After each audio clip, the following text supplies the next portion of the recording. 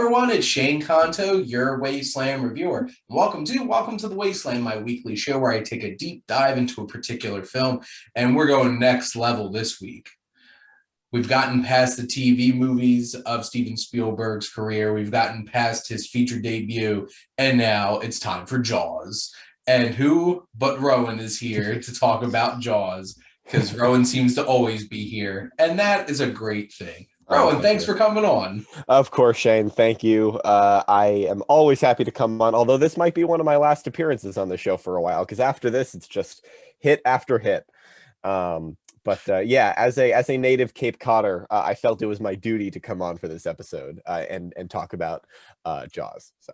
Which is funny because as somebody from New Jersey, where this actual shark attack happens, it's an interesting thing because I'll get into some of the history behind Jaws in a minute. But for those who haven't watched this show before I get into our coming attractions, our feature, and our recommendations, I would like to give Rowan some time to shout out and shamelessly plug whatever he would like to choose this time.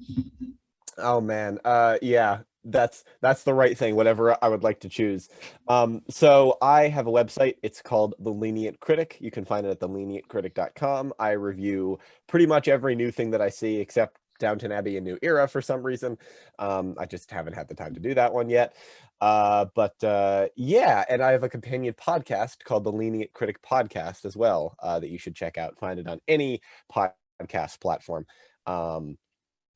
But yeah, that is where I'll stop for now, and I'll throw some other stuff at the end of the show. There we go, because there's always time for that. Exactly. Now, coming to our coming attractions, this is actually a very interesting weekend because there's some heavy hitters in television, and there's some heavy hitters in the theater.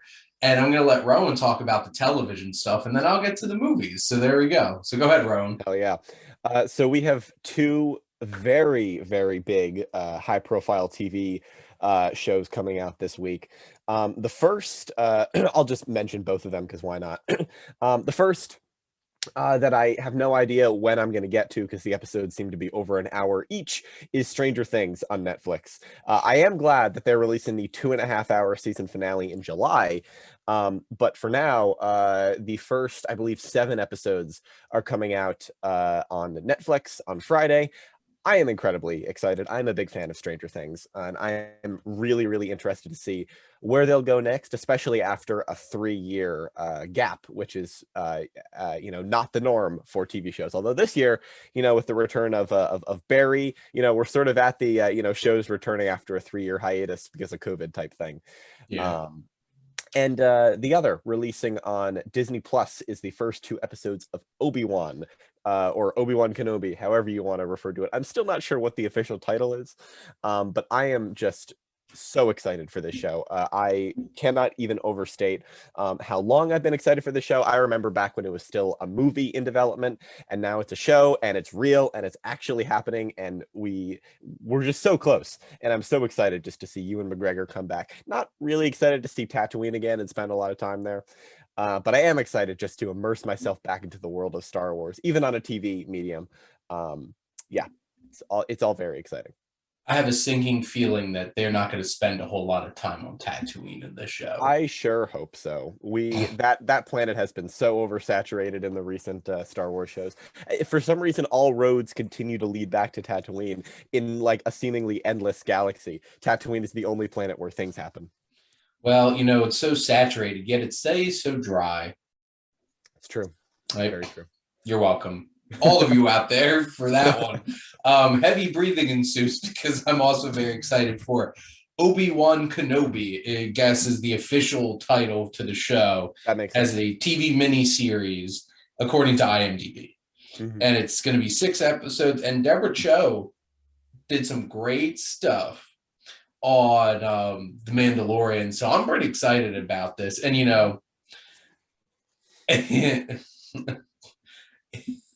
if Obi-Wan says hello there, I think the internet's going to implode. It's either going to be he says hello there, or the guy who tried to sell him death sticks in Attack of the Clones is going to come back and he's going to save his life or something. If that happens, I said it here first. Oh, man. Yeah. Now, coming attractions in theaters this weekend, any other weekend, except for maybe a Marvel weekend, I feel like Top Gun Maverick would be my most anticipated after the ridiculous reviews coming out for this. Oh yeah. And I, if I wasn't seeing it for my bachelor party this Saturday, I would have went to the early showings that they were having at theaters last night. And because I'm just that excited for the movie, because I'm hearing like best of the year type stuff. I'm like, are you kidding me? But I have been a Bob's Burgers fan since the first season debuted on Fox in like the post like King of the Hill, Cleveland Show era of Fox, when Bob's Burgers was like a new addition along with Family Guy, American Dad, and Simpsons to Sunday night animation on Fox. And I've watched every season, all 12 of them, and I love the show. And I'm so excited to see that they're having a movie. It's going to be a crazy fun musical, and I can't wait. I'm just so excited. The Belchers are my jam. I'm 100% a Bob. Like, I would definitely be Bob Belcher dealing with all this insanity, because sometimes I feel like I am with some of my friends. But there you go. I'm excited for Bob's Burgers, the movie, so much. This is gonna be well, I have obviously some things this weekend going on, but I'm gonna be a very exciting weekend for this. And I'm definitely not getting to Stranger Things anytime soon, to be perfectly honest. Oh my God. Yeah. You might just want to wait until July when it's done and just review the whole season then.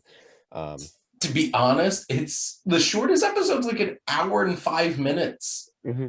And like a whole bunch of them were hour and 15. And then the last three are 138, 125, and 2.5 hours. I'm like, are you kidding me? Yeah. So we'll see. But those are coming attractions for Memorial Day weekend.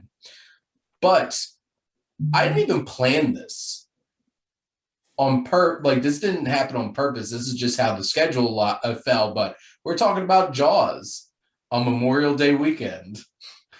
And let's just say we're not closing the beaches. Never. Why would we close the beaches, Shane? I don't know what you're talking about. Shark attack? What? No. What? But to give a little bit of backstory on the film Jaws. So this is based off of, the basic premise is based off of actual shark attacks in New Jersey. And then my fiance and soon-to-be wife read the book about like the actual shark attacks. And then it got turned into one of those sleazy like summer beach reads. Can you imagine just, like, sitting on the beach being like, shark attacks? Just be like, well, I'm not going to the water now. Right. But it was like one of those kind of like cheesy kinds of like creature feature kind of books. And then you get Steven Spielberg to come. And after Sugarland Express is coming up and making this movie, and he creates one of the greatest horror films ever. This film redefined what summer blockbusters were. And this film legitimately reshaped Hollywood forever. And that's not hyperbole. This is for real. And my grandmother never went back in the ocean ever again. And I'm sure she's not the only one because of this movie. And, you know, there's so much that you could go into in terms of like, they had to be creative. Spielberg was forced to be creative because they had a big, dumb mechanical shark named Bruce that wasn't doing what he was supposed to be doing. Sure. And this film, like, I watched this with somebody for the first, like, this was their first time watching it. And at the end, she said, I couldn't believe, like, this, I was expecting something cheesy, like this old 70s shark movie. And just like, it was not, because it's not. This is high order horror, because Steven Spielberg and the script spends so much time setting up real people, real characters and everything. But before I just go too deep into this, so Rowan, why did you want to come on and talk about Jaws? Well, I mean, there's the obvious. I have lived on Cape Cod my whole life, and so I've grown up with Jaws being, you know, it's a cultural phenomenon, but it's especially big here, especially the theater that I work at, the independent Chatham Orpheum Theater in downtown Chatham. Jaws is their biggest movie every summer. Maybe not this summer though, for some weird reason. There's been a Universal is not letting us have Jaws. It's not letting anyone have Jaws for whatever reason. I think that they're doing some sort of like maybe a 3D remaster or something like that. But you didn't hear it from me. But yeah, so I actually first saw Jaws there in a theater when I was young. And speaking of not being able to go in the water, it terrified me. I didn't go in the ocean for at least a year after that. It was just so genuinely terrifying. Not because I thought a shark attack was going to happen to me, but it's the same reason that after I saw Men, I locked my door at night, just because it's a just in case type of thing, right? Just in case of this incredibly unlikely scenario. But yeah, I love, love, love Jaws. I've seen it several times. I just think it's absolute genius. And it's not every day you get to talk about a movie that basically invented the summer blockbuster. Yeah, so I'm excited to be here to discuss it. Absolutely. There would be no summer blockbuster season. There would be no summer movie season if it wasn't for Jaws. Jaws changed things permanently. And now you could have guests like Rowan and Foster come on and talk about a whole entire what are the things you're looking forward to this summer, because they go big and during the summer. And I think traditionally, I feel like summer movie season starts Memorial Day weekend, but like there's just too many movies at this point. They just started early, kind of thing. But so, Rowan, what are some of the things that really stand out to you about Jaws that make this such a classic? Well, so the shark, we know that the shark gave a lot of people grief. It was really difficult to work with, but the way it's used in the final film is just so effective and just so good, especially because you really don't see it for most of the movie. Like when you do see it for most of the time, it's just a fin above the water, and sometimes it's not even a shark. Sometimes it's some kids playing a prank. But yeah, and I really, really respect this movie too for going places, not just for killing the kid, which is so genuinely shocking here, but it also just plays with fear, both for people directly involved and people not involved, because people not involved in any given thing like this don't know enough information, and that's where the fear comes from. But the people involved do know the information, and they also have fear because they know what it is. And so that's always been really, really interesting to me. Yeah, this, every time I see it, it just blows me away how well this is made, and how, I guess, I mean, 1975 was not that long ago, but it just feels more modern than that. It just feels like, it feels like a summer blockbuster of today. I'll bring up The Meg from 2018, a movie that I really liked. I actually saw it twice in the same day with different friends. I really, really like that movie, but that movie doesn't exist without Jaws. Like, every single shark movie today doesn't exist without Jaws. And I just love how this Jaws is, I haven't read the book, but from what I hear, Jaws is one of the instances where the movie is just far superior to the book, like The Godfather. And it is really, really difficult to do that, to elevate something off the page. Like Spielberg does this multiple times. Like, I've heard Jurassic Park is better than the book. And it's just such a difficult thing to do that, to elevate something off the page to the extent that it is deemed better than the source material. And Spielberg did it more than once, which is just insane. And I feel like the thing that Spielberg has going for him is he knows, because the book Jaws is definitely like a horror, like a creature feature horror book, and that's it. It's like it's going for scares. Jurassic Park is much more of like a technical, brutal horror kind of thing, where it's like Michael Crichton's really going for just brutality, and he has a lot of like technical prowess with a lot of different kinds of technology and science and stuff like that. I think Spielberg, among the best, can find the heart in something. And you care about this movie because you care about these three men at the heart of it. Don't know how much you care about Quint, Right. but you love watching him. Yeah. But like you care about Brody, and Roy Scheider gives such a great performance in this film.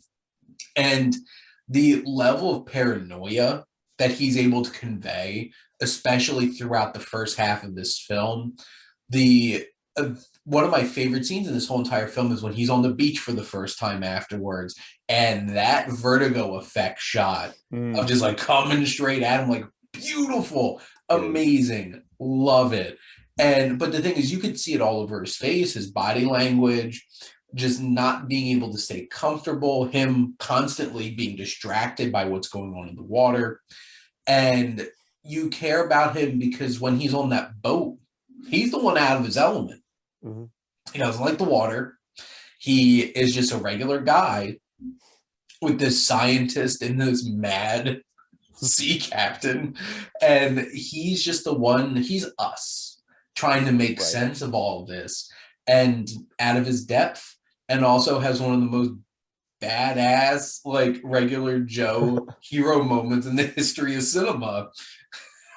Son of a bitch. And just like that shot is just amazing and so iconic. And what a great plant too. And that's what's great about the screenplay is the detail. When he drops knocks over the canister earlier on, and Richard Dreyfuss is like, that's pressurized oxygen. It's just like that could explode. I'm like, aha! Chekhov's exploding oxygen tank. And those kinds of things. And like Richard Dreyfuss is so perfect in this movie. And I was even sitting there talking to my friends and my soon-to-be wife about this, watching this. I'm just like, what happened to Richard Dreyfuss? Like at this point, and like I'm going to be talking about Close Encounters next week, was so great. And like he's like kind of just disappeared.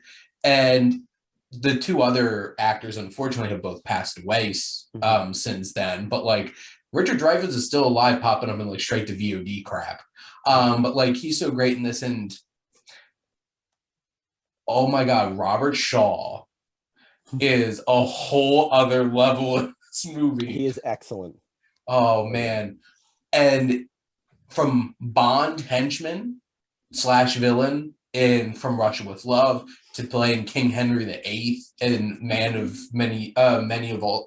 All Seasons. That's some range right there. Yes, to this, the mutton chops, just the look to Quint is so perfect and legitimately one of the greatest character intros, period.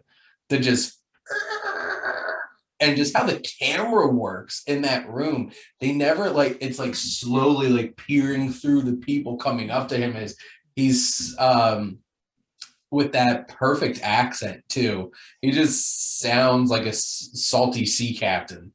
Yeah. And one of the greatest monologues in the history of cinema, that whole USS Indianapolis thing. Yeah. Oh my God. It's haunting. And like you're watching a movie about a shark. Like this is what's like getting you too. Right. But what are some of the other things that stick out to you, Rowan? Well, you were mentioning some of the iconic shots. I would argue that almost every shot in this movie is iconic. Even if it's not necessarily completely beautiful, if you see a frame from this movie, you know it's Jaws immediately. Yeah. And you know, that like the same cannot be said for many movies. I don't know if you are aware of Framed, Shane. It's like Wordle. I was literally thinking about that right now. Yeah. When's Jaws gonna pop up? So I was playing today's, and I recognized it because it's one of my favorite movies. I got that on the first pull too, yeah, same, and I'm 100% thanking Robert Bouffard. Yeah, 100% because of that. It is yeah, so that's one of my favorite movies. But if you throw one of Jaws in there, I don't think Jaws has been the answer for one yet. But I feel like most people who have seen movies or just seen Jaws would, even if you haven't seen Jaws, you might recognize it instantly, just because it is such a culturally iconic film and it's such in the cultural zeitgeist that everyone, or rather most people who are aware of movies will recognize it. Also, I just love the location. Of course, I'm completely biased. It was shot mostly in Martha's Vineyard, which is one of the islands off of Cape Cod. Um, But yeah, I've actually, fun fact, never been to Martha's Vineyard. I've been to Nantucket, which is the other island. Mhm. But yeah, I just love Cape Cod so much, and to see it represented on screen. Of course, it's the fictional Amity Island, but this is for all intents and purposes, it is Cape Cod. It is Martha's Vineyard. It is sort of that location, and I actually wrote an article a while ago on the representation of Cape Cod in film and how it's been in historically bad movies. And if they had just committed to having this be set on Cape Cod, Jaws, like there would be no curse of Cape Cod, like because the buck would have stopped with Jaws. But yeah, just everything about this movie is so intentional and so effective. I remember being in the theater for the first time, watching it, and the moment that made me jump was when Hooper is diving, and the head comes out of the shadows. That scared the crap out of me, and yeah, I don't know how well I slept that night. That was years and years ago, but just there are so many cheer moments. I feel like in movies before this, there weren't moments in movies that made you feel like you had to go, yeah. But like when he blows up the shark, and I feel like watching it with people who love this movie and have seen this movie many times is also a lot of fun, because then they get excited when certain things happen, like when the seemingly innocuous moment when Brody is putting the chum in the water, and then the shark just comes up and he sits up, and then like Oh, Quentin Hooper have no idea what just happened. It's just such a great tiny moment, but it just feels so big. Yeah, that is what this movie is good at to me. Even though when I've seen this movie, it's we do care about these characters. I will say I don't care about all of the characters, I think, to the extent that the movie wants me to, but we care about the leads, and I think that yeah. that's what, and like a lot of side characters too are just pretty funny. Um, when one that's always stuck out to me, when they cut open the tiger shark and they say it's a tiger shark, and then the guy goes, "A what?" That has just always made me laugh, because it's just such a flamboyant, like, featured extra type moment that I love. I was thinking about that when you're talking about the Yeah. side characters. I'm just like that, and I literally said that. I'm like sitting there watching this on Thursday. I'm just like the best extra in the history of cinema. Just like, what? What? Just the line delivery. I love Brody's relationship with his wife. I know she doesn't get like a whole lot to do, but like I just love their banter back and forth with each other. And I'm just like, you get some Brody. When Yeah. she's like coming on to him at that one point in like middle of the movie, I'm just like, nice. Nice. And like the actual horror elements of this, that head is one of the best jump scares in the history of movies. Yep, agreed. And so's the chum. Like that comes out of nowhere. And it isn't even like there's no swell of music, no cheap like wah. It's just like it just comes into your view and you're just like, and because it's like we don't see the shark Right. really up until that point, you're just like, huh, that thing's huge. And then the moment where it's swimming along the side of the boat and you can just see its silhouette in the water, you're like, So incredible. how big's the shark? It's like the size of the ship. Right. And that's terrifying. And the obviously the opening scene, the opening sequence is just perfect. And the POV shark shots, that's just like, I'm sure a lot of that had to do because of like technical reasons, but like Right. how, and that's the thing. Yes, things didn't work out on this movie, but a true artist knows how to capitalize on what they have available to them. And Spielberg showed, and like Spielberg was just like, flops it down, just like, I'm here and I'm great and you're going to love this. And we did. Some of the POV shots feel almost Evil Dead like. Which wait, hold on, was Evil Dead was after this, right? Yeah. That's crazy, because like I've always drawn the line in my mind, because like Evil Dead, the POV shots of like the demon force are just so iconic, and it does, like, I didn't even think about the fact that maybe he was influenced by Jaws. Well, because the thing is, you have this, and then you have Halloween, like that opening sequence behind the mask, Mm-hmm. and then Evil Dead, and it's so hilarious how they make that work in Evil Dead. Yeah, It's literally a camera on 2x4 and then running through the woods. Because like, how else would you make that work? exactly. It's so effective anyway. But like, this is from a technical standpoint out of this world. John Williams. What can you say about John Williams? He literally created some of the most iconic scores in the history of cinema, and not even just the dun dun, like the music, that the triumphant swelling music too is great when they're leaving the dock for the first time, or when they're on the chase. Mm-hmm. And like Quint's out there spear and like the harpoon gun and everything. It's just like it's rousing and getting you in there, and you're just like, we're gonna get the shark. And it all works so well. Spielberg's such a great director. The cast, these three leads are pitch perfect. It just, everything comes together to make, this is one of those kinds of films where it's like I take a step back, I'm like, this movie's perfect. Yeah. It's just like everything about it works. It's funny at times, it's terrifying at times, it's like triumphant. Like, yes, if you're not like, yes, when he blows up that shark at the end of the movie, are you even alive? Exactly. It's like, are you even registering a pulse right now? Mm-hmm. Because it's just like that kind of feeling. But this is like, I'm keeping track of rankings. This like hands down easy, just like poof, right to the top of my Spielberg list, because sorry, Duel, you're not Jaws. So there you go. Yeah, it's true. It's just impossible for it to be anywhere else, I think. Now, Rowan, do you have any final thoughts about Jaws? Please come to Cape Cod. We have sharks in the summer, but that's only because of seals, and statistically they won't get you. But that has happened in the past, but not where I live, not in Chatham. So you should come to Chatham, because that's a great place to live. Yeah. So hey, I'm going to be, my honeymoon is a trip through New England at the end of June. So you never know. Yeah, who knows? Who knows? But that's Jaws for you.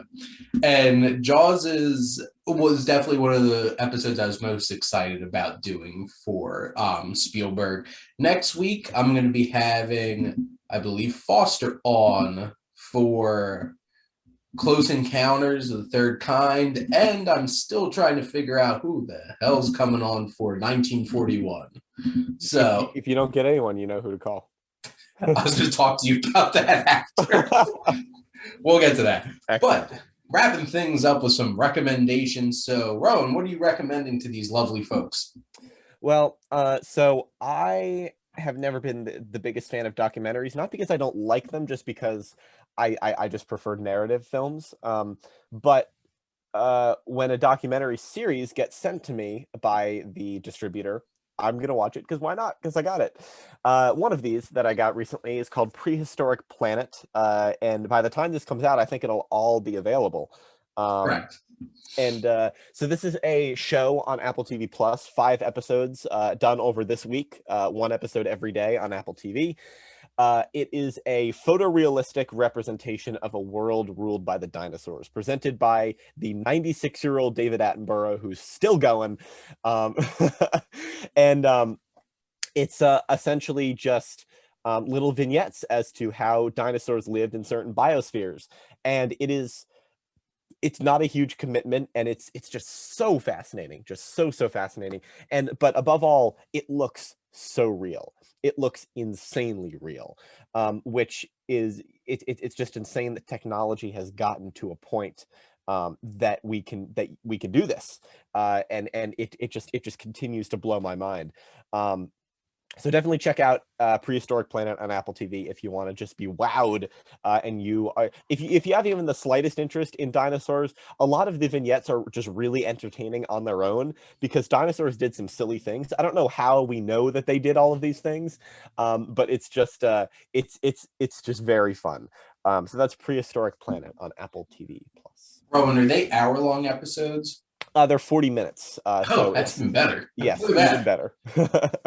Yeah, That's easy, digestible 5 episodes. There you go. exactly. Like old school television. Yeah, to squeeze like 20 minutes of ads in. Yeah. So I've done a decent amount of movie watching because I've been off this week. So I do have a few recommendations. New film released, Downton Abbey, a new era, because I just love that British shit. Saw it last night.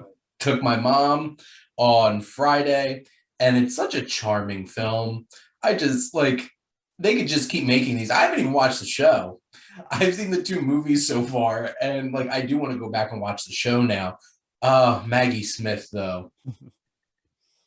That is like class A acting right there. Yeah. And it just really enjoyed all the storylines too. I thought it was an interesting commentary on the changing of cinema between like the silent to the talkies. I thought that was interesting, and A little bit of Singing in the Rain in there.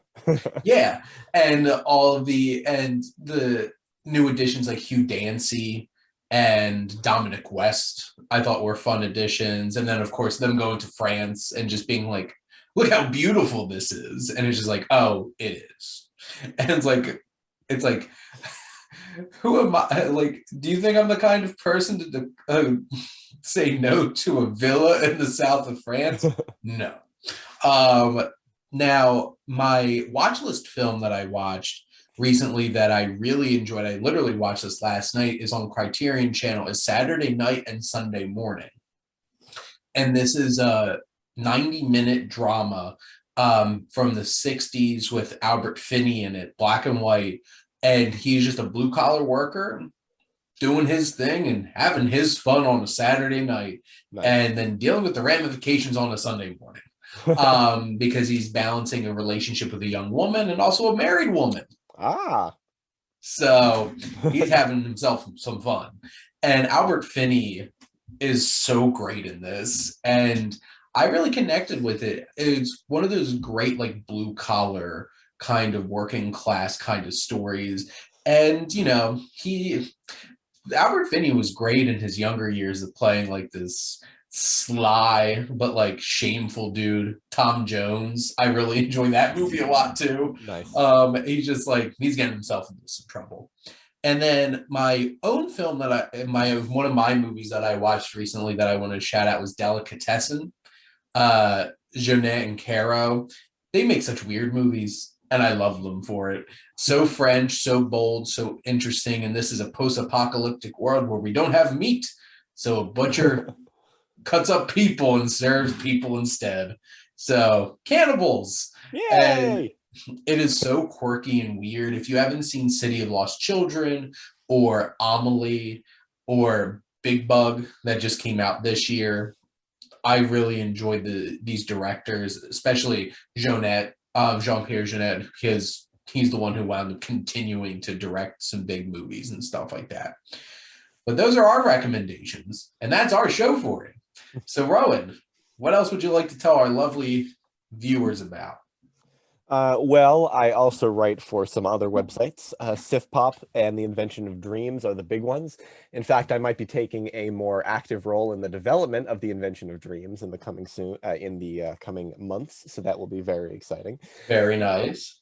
And I also have a YouTube channel called The Screen Avenger, where I make films and videos and fun little things. I'm currently in the process of wrapping up this expanded universe type thing that I've been making for many years at this point. So that's very exciting. That's The Screen Avenger on YouTube. If you search up those words, The Screen Avenger, you'll come up with my channel, and then after that, it's just all Avengers stuff. But I come up first, and that's what really matters. There you go. Yeah. But Rowan, thank you always for coming on. Thank you for having me, Shane. And thank all of you out there for always tuning in and supporting your Wasteland Reviewer.